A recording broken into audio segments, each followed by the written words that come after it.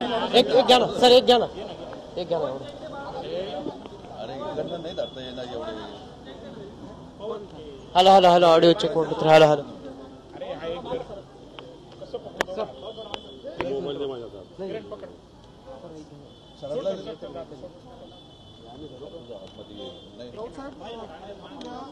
महाविकास आघाडीतलं आपण ज्यांना घटक पक्ष मानतोय, वंचित बहुजन आघाडी, त्यांचेच नेते असं म्हणतात की युतीच्या संदर्भातली चर्चा अजून बाकी आहे.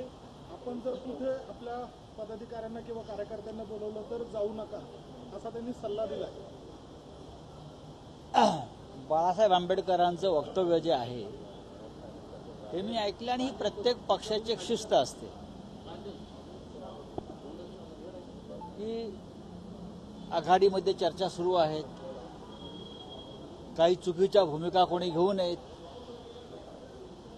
अमृत नोनी आर्थो प्लस, ये एक प्रूवन फॉर्मूला है. इसमें मौजूद नोनी फल के गुण और आयुर्वेदिक जड़ी बूटियां शरीर को जरूरी पोषक तत्व देने के साथ साथ हड्डियों और जोड़ों के घिसने, उनमें होने वाले सूजन और दर्द को रोकने में मदद करता है. दर्द मुक्त जीवन के लिए अमृत नोनी ऑर्थो प्लस. जाऊन त्याच्यामुळे त्या बाळासाहेबांच्या त्या वक्तव्याकडे तुम्ही त्या चुकीच्या अर्थानं पाहू नका. आज प्रत्येक ठिकाणी शिवसेना, काँग्रेस, राष्ट्रवादी काँग्रेस आणि बहुजन आघाडी, वंचित बहुजन आघाडीचे कार्यकर्ते हे एक दिलानं काम करताना दिसत आहेत. सामाजिक काम तर आम्ही एकत्रच करतो, भागाभागामध्ये आम्ही एकत्र काम करतोच आहोत ना. त्यासाठी आमच्या पक्षाच्या लोकांना आदेशाची गरज नाही आणि इतर कोणाला आदेशाची गरज नाही. राजकीय निर्णय जेव्हा व्हायचे तेव्हा होतील. राजकीय निर्णय हे होतच असतात. पण एक लक्षात घ्या, आम्हाला असं सांगावं लागत नाही की इकडे जाऊ नका, तिकडे जाऊ नका. आंबेडकरी जनता जी आहे, वंचित बहुजन पक्ष म्हणून म्हणत नाही की एक ही जी जनता आहे आंबेडकर विचारसरणीची, त्यांची मानसिकता आहे आणि त्यांची भूमिका आहे. आम्ही गावागावात पाहतो की या वेळेला प्रकाश आंबेडकर साहेबांनी हुकुमशाहीचा पराभव करण्यासाठी, संविधानाच्या रक्षणासाठी महाविकास आघाडीबरोबर त्या प्रवाहात सामील व्हायला हवं, ही राज्यभरातील लोकांची अपेक्षा आहे आणि भावना आहे. आणि त्यानुसारच बाळासाहेब आंबेडकर हे राज्यात जिथे जातील तिथे अत्यंत जोरात हीच संविधान रक्षणाची भूमिका मांडतायत आणि लोक त्यांना प्रतिसाद देत आहेत. उद्धव ठाकरे असतील, शरद पवार असतील, काँग्रेसचे नाना पटोले, बाळासाहेब थोरात, राहुल गांधी असतील, वरिष्ठ नेते, या सगळ्यांनी ठरवलेलं आहे की या देशात 2024ला परिवर्तन झालं नाही तर या देशातली शेवटची निवडणूक असेल आणि या देशामध्ये हुकुमशाहीला सुरुवात खऱ्या अर्थानं होईल. आणि प्रकाश आंबेडकर सुद्धा तीच भूमिका मांडतात. भाजपने काही जागा निश्चित केलेल्या आहेत देशातल्या, मात्र महाराष्ट्रातल्या जागा निश्चित केल्या नाही. आणि त्यातच कधी काळी काँग्रेसचे अध्यक्ष असलेले कृपाशंकर सिंह यांना उमेदवारी भाजपनं दिलेली आहे. कसं बघता तुम्ही याच्याकडे? कारण मध्यंतरीच्या काळामध्ये अशोक चव्हाणांनाही संधी देण्यात आली, काँग्रेसचे ज्येष्ठ नेते. त्याच्यामधलं एक सूत्र तुम्ही समजून घेतलं पाहिजे. कृपाशंकर सिंग, अजित पवार आणि अशोक चव्हाण या तिघांनाही तुरुंगात टाकण्याची भाषा देवेंद्र फडणवीस यांनी केली. कृपाशंकर सिंग यांच्यावर सुद्धा आर्थिक गुन्ह्याच्या संदर्भात जे खटले दाखल झाले त्यांना क्लीन चिट देण्याचे काम नंतर देवेंद्र फडणवीस यांनी केलं. उत्पन्नापेक्षा जास्त संपत्ती किंवा गैरमार्गाने मिळवलेली संपत्ती, अशा प्रकारचे ईडी आणि सीबीआयचे खटले, ईओडब्ल्यूचे खटले हे कृपाशंकर सिंगवर होते. आणि देवेंद्र फडणवीस गृहमंत्री असताना विधानसभेत त्यांनी हा विषय मांडला होता. आणि कृपाशंकर सिंग यांना सुद्धा तुरुंगात पाठवेल. आज तुरुंगात न पाठवता कृपाशंकर सिंगना वाराणसीच्याच बाजूला जौनपूरमधून तिकीट दिलं आहे. ही मोदी गॅरंटी, ही मोदी गॅरंटी. ज्यांना तुरुंगात टाकायचं त्यांना भाजपचं उमेदवार करायचं, ही मोदी गॅरंटी आहे. अजित पवार यांना शिखर बँक घोटाळ्यामध्ये क्लीन चिट दिली, ही मोदी गॅरंटी.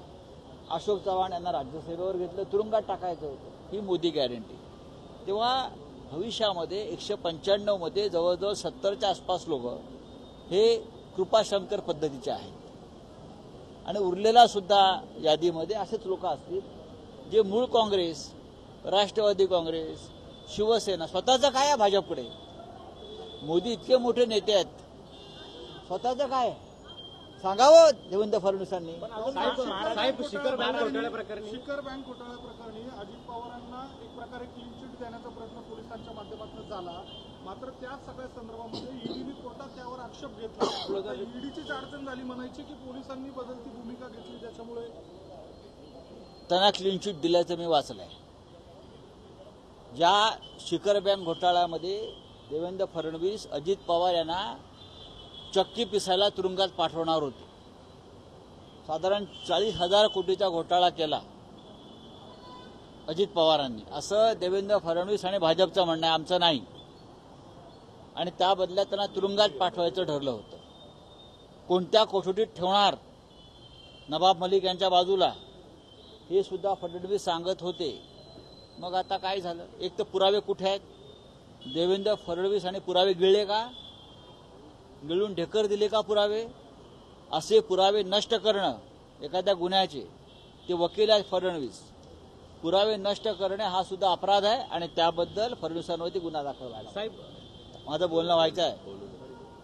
आणि जर आता क्लीन चिट दिली असेल आणि फडणवीसांनी आरोप केले होते अजित पवारांवर, तुरुंगात टाकण्याची भाषा केली आणि त्यानुसार गुन्हे दाखल झाले आणि आता तुमचं गृह मंत्रालय त्याला क्लीन चिट देत आहे.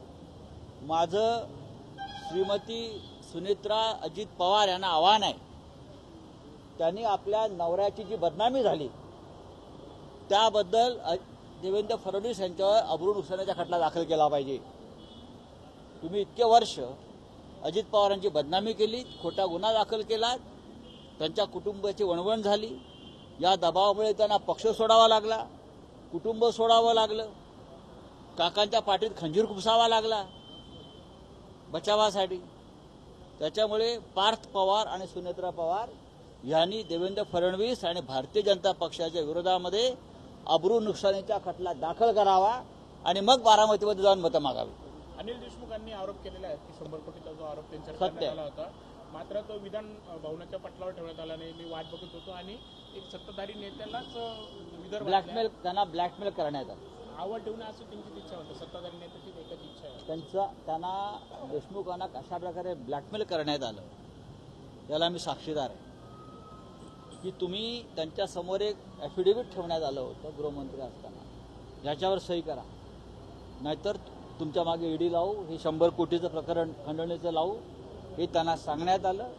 आणि त्या संदर्भात देशमुखांकडे पुरावे आहेत, हे मी पाहिले. राऊत साहेब ते कालच्या पत्रकार परिषदेत असं म्हणाले की मला ज्या वेळेला सांगण्यात आलं आणि मी जर सही केली असती तर सरकार त्याच वेळेला कोसळलं. खरं आहे ते, त्यांना होय, त्यांनी त्यांच्यावरती देशमुखांवर दबाव होता त्यांच्या ॲफिडेव्हिटमध्ये,